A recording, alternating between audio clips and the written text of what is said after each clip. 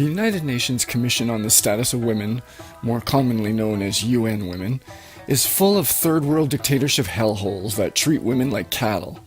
Yet in March 2015, they had the gall to vote to officially sanction Israel, the only democracy in the Middle East, with violating women's rights. This is especially stupid considering there are more women flying fighter jets for the Israeli Air Force than there are driving cars in nearby Saudi Arabia. Speaking of which, stupid is apparently contagious, because in December 2016, Saudi Arabia was elected to join the Council of UN Women. Now, why does that matter? Well, first of all, it's hard to see them as a champion of women's rights when you learn that the Saudi kingdom just let women vote for the first time in 2015, the last country in the entire world to do so. But in fairness, democracy isn't a big priority in Saudi Arabia anyway. In the last 50 years, they've had 3 elections, and they were all in the last decade. In fact, 1.5 million people voted in 2015 out of 33 million residents. Today we want to show you 10 things women can't do in Saudi Arabia, and if we're not careful, we could go down the exact same road and likely drive into the same brick wall. Stay tuned.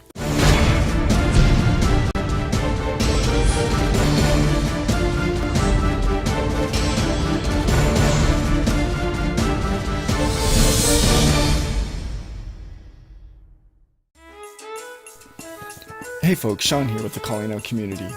2 years ago, I wrote a blog posting on my site called 12 Things Women Can't Do in Saudi Arabia.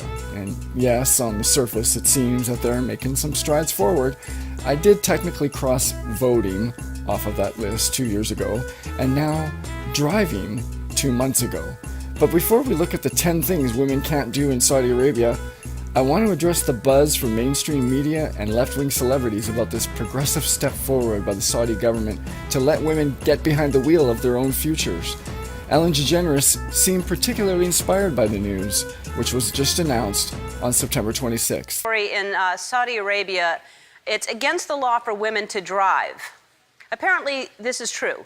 In Saudi Arabia, when they turn the clocks back, they turn them back to the 18th century. According to the laws there, women aren't allowed to have a driver's license. But the reason I'm telling you about this is because something good happened. It's pretty incredible. Last week, a group of women took a stand against the ban and started driving in Saudi Arabia. Yes, women have been given the right to drive by their government if they ever get to do it.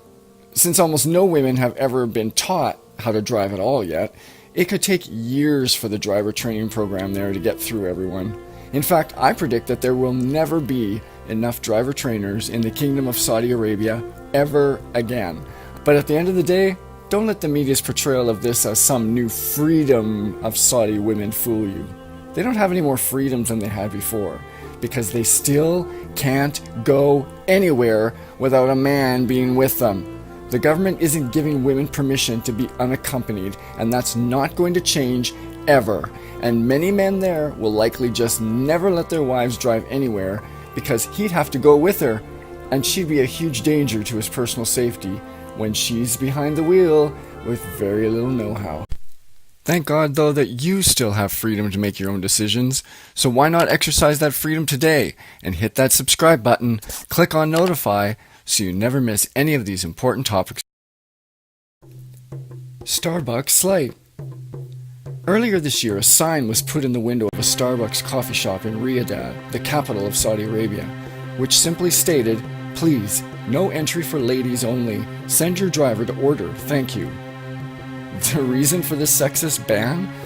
A wall designed to segregate the men and women was reportedly removed during renovations, and a customer who tweeted a picture of the sign, which was written in English and Arabic, said the store refused to serve her just because she was a woman and asked her to send a man instead. Now, in a statement, the shop said, "We're working as quickly as possible as we refurbish our store so that we can welcome all customers in accordance with local custom." And CNN later reported that the store once again was serving women. However, they lost me when they tried to compare this slight against Saudi women to the segregation against blacks in the United States earlier last century.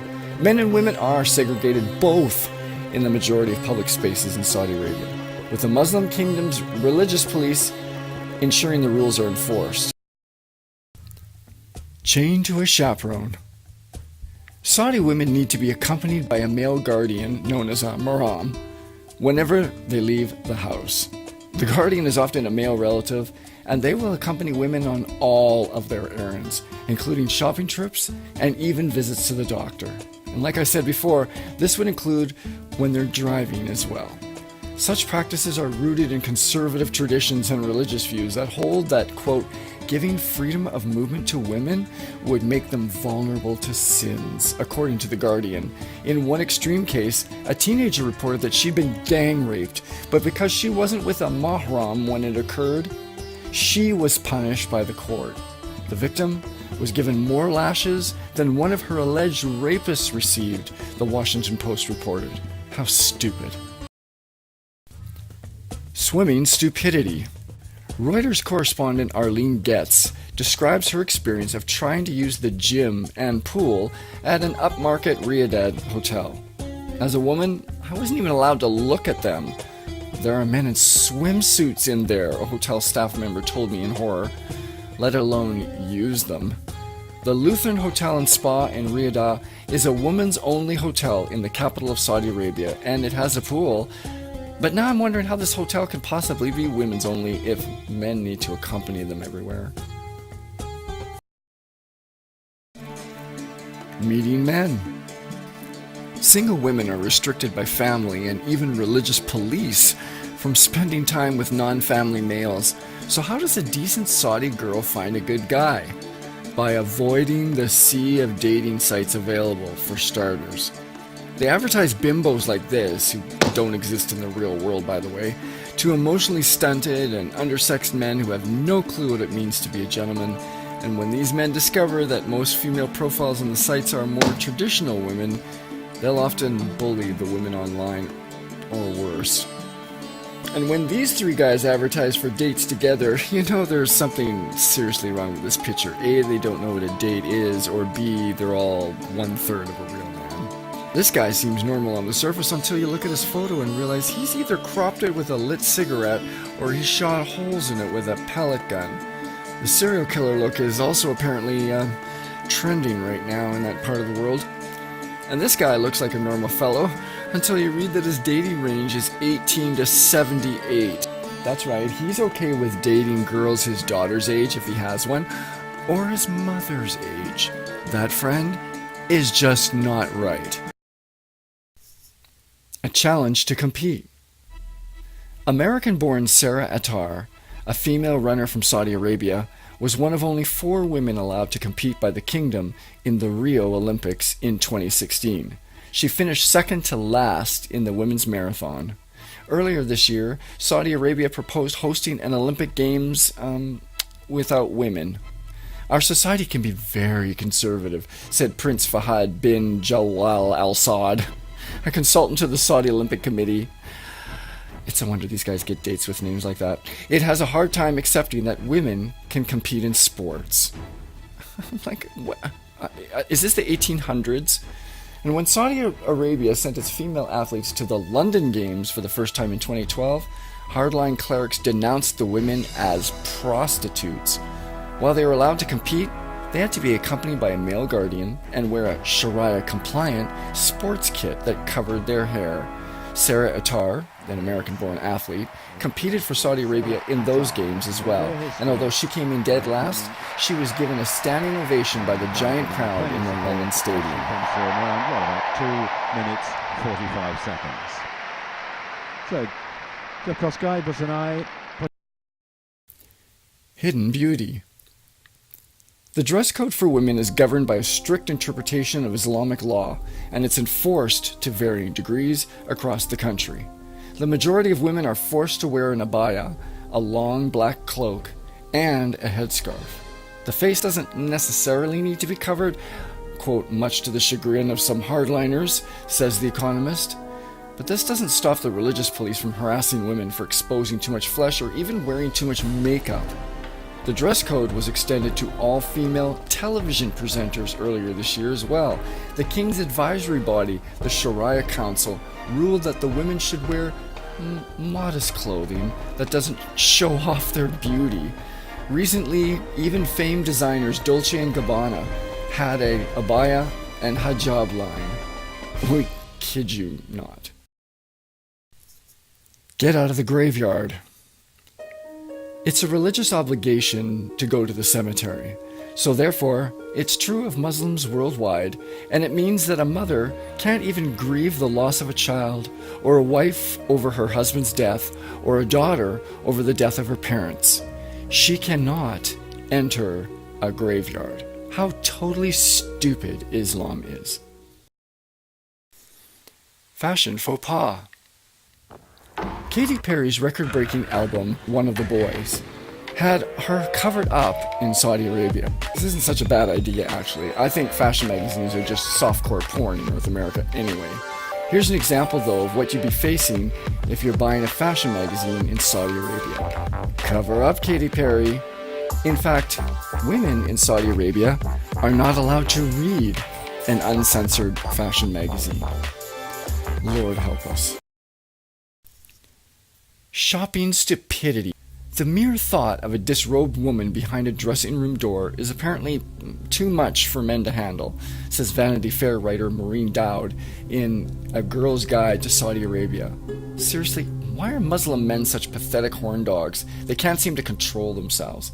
And how would they know that women are even possibly changing there?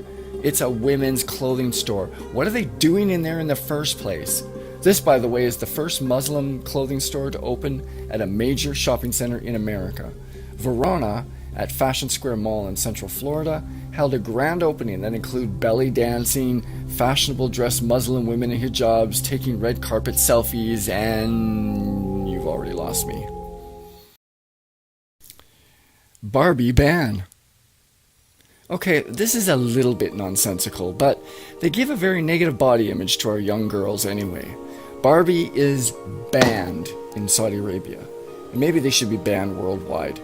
Although according to USA Today, there's now a hijabi.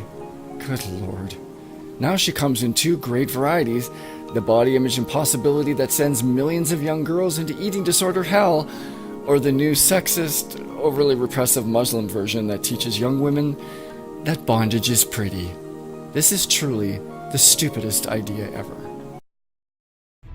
And now for something completely different. This video portrays a lot of people that are out celebrating the end of a religious holiday. They're shopping, eating with their friends, visiting, having a good time, riding on some of the rides inside this shopping center. And you think, oh, Dubai is beautiful at this time of year. Or maybe you're thinking, oh, that's a nice mall in Cairo. You'd be wrong on all counts. Ladies and gentlemen, welcome to the Mall of America. Yes, that's right. The one in Minnesota. You remember Minnesota? The place where they have more recreational boats per capita than any other state, or where they had the first open heart surgery, the first non-twin bone marrow transplant on Earth, the first Better Business Bureau in the States. They couldn't be more mom and pop, apple pie, all-American than the state of Minnesota. Love you all. This does not look like the state of Minnesota that I remember. It's starting to look like the Al Franken kind of Minnesota, but that's another issue.